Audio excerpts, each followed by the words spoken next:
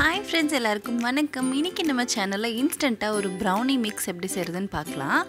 இதுக்கு ஒரு பவுலில் அரை கப் மைதா மாவு சேர்த்துக்கலாம். அது கூட 1/3 கப் கொக்கோ பவுடர் இந்த மாதிரி நல்லா சிஃப்ட் பண்ணி சேர்த்துக்கலாம்.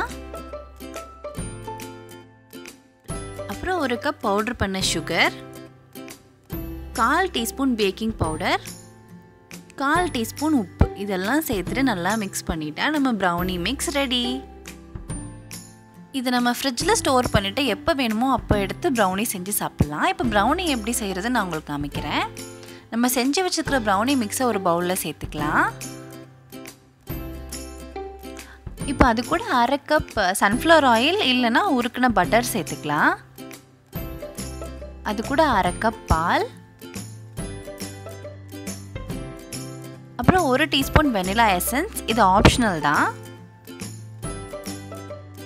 அப்புறம் அரை கப் சாக்லேட் சிப்ஸ் இல்லைனா ஏதாவது நட்ஸ் சேர்த்து நல்லா மிக்ஸ் பண்ணிக்கலாம்.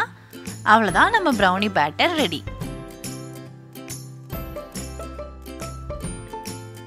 இப்போ இந்த பேட்டரை ஒரு க்ரீஸ் பண்ண பேக்கிங் ட்ரேயில் மாற்றிக்கலாம்.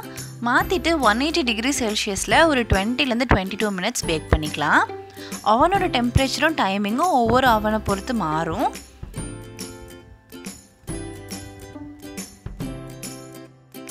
பேக் பண்ணுறதுக்கு முன்னாடி ஓவனை எப்போவுமே ப்ரீஹீட் பண்ணிக்கோங்க.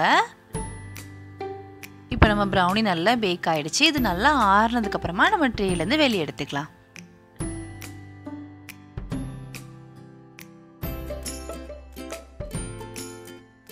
இந்த ப்ரௌனி மிக்ஸை ஒரு ஏர்டைட் பாக்ஸில் போட்டு நம்ம 2 months கிட்ட ஃப்ரிட்ஜில் ஸ்டோர் பண்ணிக்கலாம். இது நம்ம ஃப்ரெண்ட்ஸ்க்கு கொடுக்கறதுக்கு ஒரு பர்ஃபெக்டான கிஃப்ட் ஆப்ஷன்.